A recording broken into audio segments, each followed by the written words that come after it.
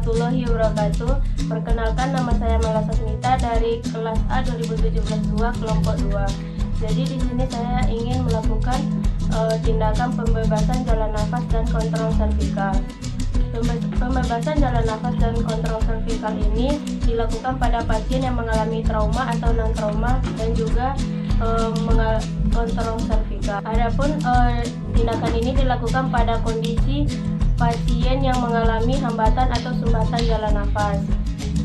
Tujuan dilakukannya tindakan ini untuk menjamin masuknya udara ke dalam paru sehingga ventilasi pasien akan tetap terjaga dan adekuat.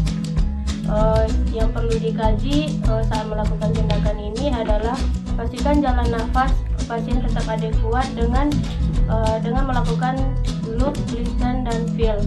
Loop ini kita lihat pergerakan dada pasien. Kalau listen itu kita dengarkan suara nafas pasien. Kalau feel itu kita rasakan hembusan nafas pasien. Selanjutnya yang perlu dikaji selanjutnya adalah suara nafas dari pasien normal atau tidak. Kalau normal, terdengarnya itu tidak ada suara dari paru pasien. Untuk pasien yang mengalami trauma atau sumbatan saluran nafas ada 3 bunyinya. Yang pertama snoring itu bunyi mengorok. Yang kedua gargling, itu bunyi berkumur-kumur. Yang ketiga itu ada crowing atau bunyi seperti nada tinggi. Berikut adalah alat dan bahannya.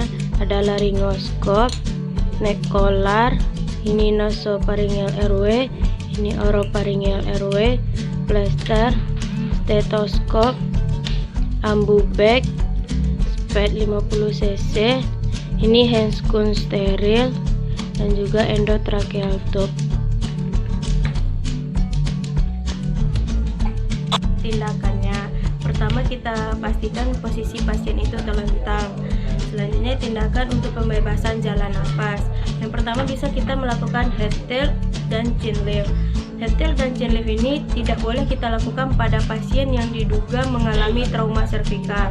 Jadi untuk melakukan head tilt dan chin lift ini, kalau head tilt kita mendongakkan dahi, kita leher bagian belakang pasien, terus kita tahan di sini, kita dongakkan seperti ini.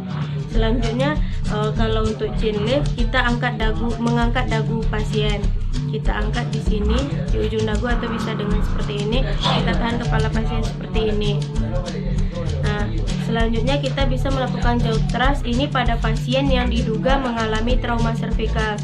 Jaw thrust ini menyokong mandibula pasien seperti ini, di sini, lalu kita tahan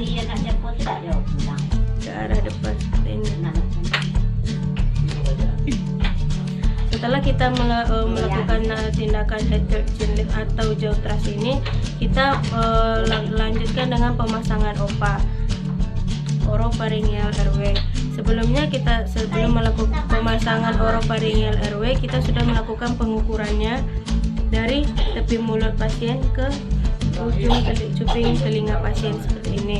Kita melakukan pemasangannya dari mulut masuk ke mulut seperti ini, seperti ini. Selanjutnya kita pasang ambu bag atau bisa kita tiup.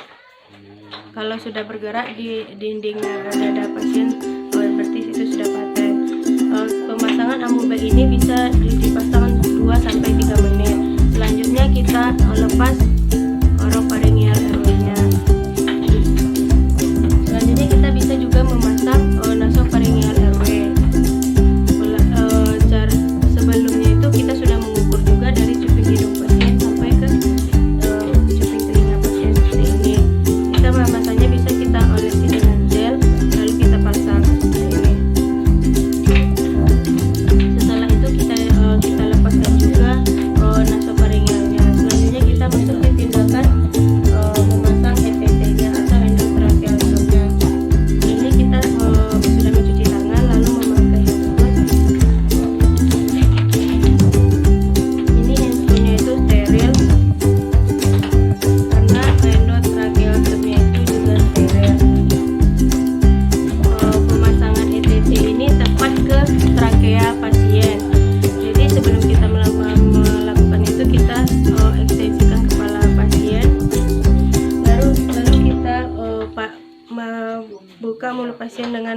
laringoskop untuk melihat trakeanya itu. Kita masukkan seperti ini. Laringoskop dipegang dengan tangan sebelah kiri.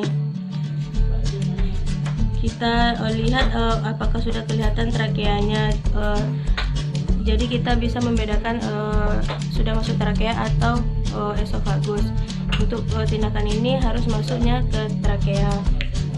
Selanjutnya kita pasang ini endotracheal tube-nya. Kita pasang.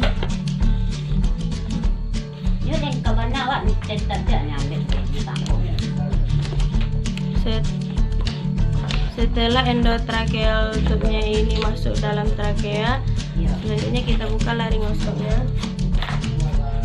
Kita pasang ambubeknya untuk mengetesnya itu. Kita bisa mendengarkannya menggunakan stetoskop. Kita tiup ambubek selama untuk bagging selama 2-3 menit. Selanjutnya setelah paten, setelah terdengar dengan menggunakan stetoskop, kita tiup balon udara yang ada di trakea pasien. Udara sekitar 10 cc. Kita masukkan seperti ini, lalu kita tarik seperti ini. Kalau sudah tidak tertarik keluar, berarti sudah balon udaranya sudah masuk atau paten atau mengembang. Selanjutnya setelah ini baru kita fiksasi menggunakan plester. Selang ini kita arahkan ke tepi mulut pasien, lalu kita fiksasi dengan menyilang seperti ini. Pemasangan ETT sudah selesai. Selanjutnya kita masuk ke kontrol servikal atau cedera servikal.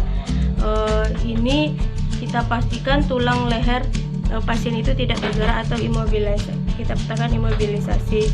Selanjutnya kontrol servikal ini kita lakukan pemasangan neck collar.